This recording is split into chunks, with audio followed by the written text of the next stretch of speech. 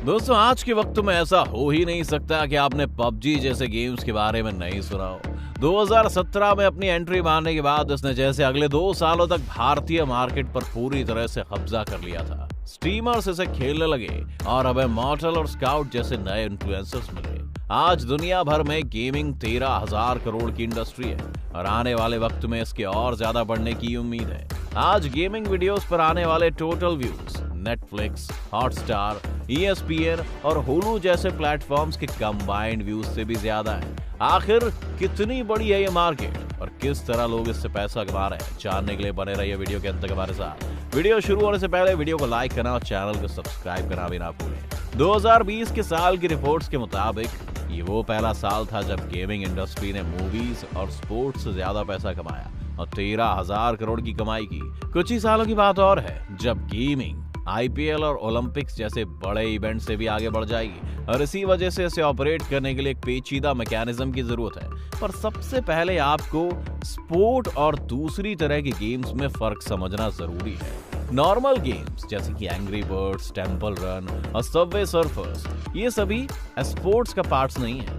Sport में इस तरह की गेम्स होती हैं जिसमें प्लेयर्स आपस में एक दूसरे से कंपटीशन करते हैं और उनकी जीत का आधार उनकी स्किल्स होता है। पबजी इसी का एक उदाहरण है। गेमिंग इंडस्ट्री में गेम बनाने वाले डेवलपर्स से लेकर फैंस तक लगभग 11 अलग अलग स्टेक होल्डर्स शामिल हैं। एक डेवलपर वो कंपनी होती है जो गेम को बनाती है, जैसे पबजी को पबजी कॉर्पोरेशन द्वारा बनाया जाता है। लेकिन हर डेवलपर को एक पब्लिशर की जरूरत होती है, जैसे कि टेंसेंट गेम्स। इन पब्लिशर्स और डेवलपर्स के साथ साथ तीसरे स्टेक होल्डर्स होते हैं, वो लोग जो लीग्स ऑर्गेनाइज करवाते हैं और ये तीनों आपस में एक दूसरे की मदद करते हैं। गेमिंग लीग्स को IPL की तरह समझिए, जो एक गेम को अपना एसेट बनाकर बिजनेस करते हैं। जैसे IPL क्रिकेट को अपना एसेट बताता है, विंबलडन टेनिस को। इन लीग्स के होने से उन गेम्स को भी एक पहचान मिलती है और वो ज्यादा लोगों तक पहुंचती है। ज्यादा लोगों तक पहुंचने का मतलब है गेम्स के ज्यादा फैंस का होना, यानी इन तीनों के लिए ही ज्यादा पैसा कमाने का मौका।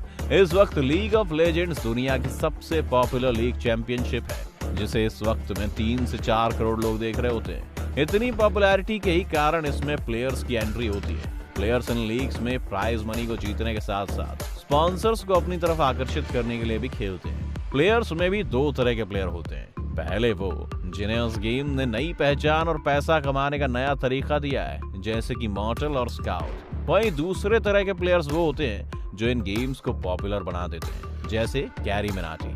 अगर आज कैरी मिनाटी को ये नया गेम खेलने बैठ जाए तो उसके करोड़ों फैंस कल से उस गेम के पीछे पागल हो जाएंगे और इसी कारण ये गेम्स भी इन प्लेयर्स को पैसा देती है ताकि वो ये गेम खेले और उन्हें मार्केट में पहचान मिले।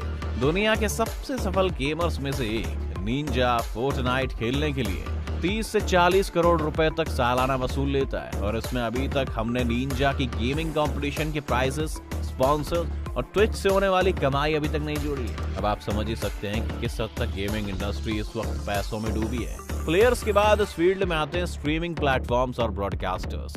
ब्रॉडकास्टर जैसे स्टार स्पोर्ट्स या ESPN और स्ट्रीमिंग सर्विसेज जैसे कि यूट्यूब, ट्विच, हॉटस्टार वगैरह वगैरह। ये सभी कंपनियां या तो ऐड देकर पैसा कमाती हैं या फिर प्लेयर्स की अर्निंग से अपना 20 से 30% कमीशन काटकर। इसमें सबसे मजेदार बात है कि फैंस के लिए भी अपने फेवरेट प्लेयर्स को देखना आसान कर देती है। इसीलिए आज ये स्ट्रीमिंग सर्विसेज पैसा छापने की मशीन हो गई हैं। फैंस के आने से न सिर्फ स्ट्रीमिंग सर्विसेज पैसा कमाती हैं, लेकिन कई और प्लेयर्स भी इस बहती गंगा में हाथ धोने पहुंच जाते हैं, जैसे कि स्पॉन्सर्स और मर्चेंडाइज मैन्युफैक्चरर्स। मर्चेंडाइज में आपके फेवरेट प्लेयर की जर्सी से लेकर उसके नाम के हेडबैंड तक सब कुछ शामिल होता है और स्पॉन्सर्स का स्पोर्ट्स में बहुत योगदान है। मैनचेस्टर यूनाइटेड जैसी फुटबॉल टीम ने बीते साल में सिर्फ 1000 करोड़ की कमाई तो अपने मर्चेंडाइज बेचकर ही कर ली थी।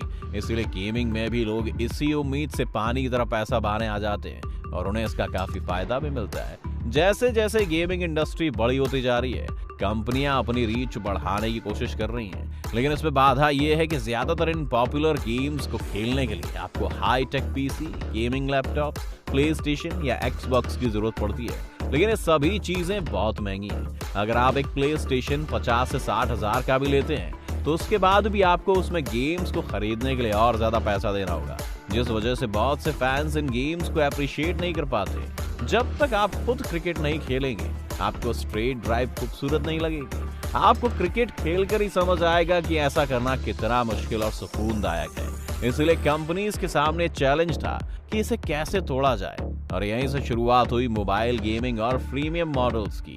एक फ्रीमियम मॉडल में गेम खेलने के लिए आपको एक भी पैसा खर्च नहीं करना पड़ता, और गेम की सारी कमाई उसके इन ऐप परचेजेस से होती है, जैसे कि पबजी। अब आपके पास फोन है तो आप पबजी खेल सकते हैं बिना कोई भी पैसा दिए, जबकि कॉल ऑफ ड्यूटी जैसी गेम्स खेलने के लिए आपको पहले उसकी सीडी खरीदनी होती है। और इसी वजह से आपके लॉन्च के 2 साल बाद ही 2019 में पबजी ने 1190 करोड़ की कमाई करते हुए कॉल ऑफ ड्यूटी जैसी पुरानी और लेजेंडरी गेम को पीछे छोड़ दिया था। इसके बाद कॉल ऑफ ड्यूटी को भी लगने लगा कि मार्केट बदलने वाला है, और वो भी अपना मोबाइल वर्जन लेकर आए। कॉल ऑफ ड्यूटी ने अब तक सिर्फ इस मोबाइल वर्जन से ही लगभग 1200 करोड़ की कमाई करके पबजी के साथ साथ अपना एक मार्केट बना लिया है। यानी कि हाई एंड पीसीज और गेमिंग कंसोल्स पर अपनी डिपेंडेंसी खत्म करना आज के वक्त में सबसे बढ़िया डिसीजंस में से एक है, जिस वजह से आपने हाल ही में देखा होगा कि बहुत सारे पीसी गेम्स के मोबाइल वर्जन्स आने लगे हैं और गेमिंग मोबाइल फोन्स का एक अलग मार्केट खड़ा हो गया है। हालांकि अभी भी आज के मोबाइल फोन्स एक पीसी जैसी परफॉर्मेंस नहीं दे सकते, इसीलिए बड़े स्ट्रीमर्स आज भी एक महंगे सेटअप का ही सहारा लेते हैं।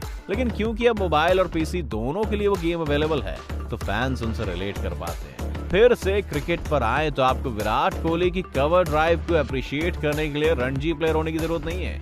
अगर आप अपने शहर के किसी ग्राउंड या मोहल्ले की गलियों में भी क्रिकेट खेलते हैं तो आप विराट कोहली को ज्यादा अप्रिशिएट करेंगे।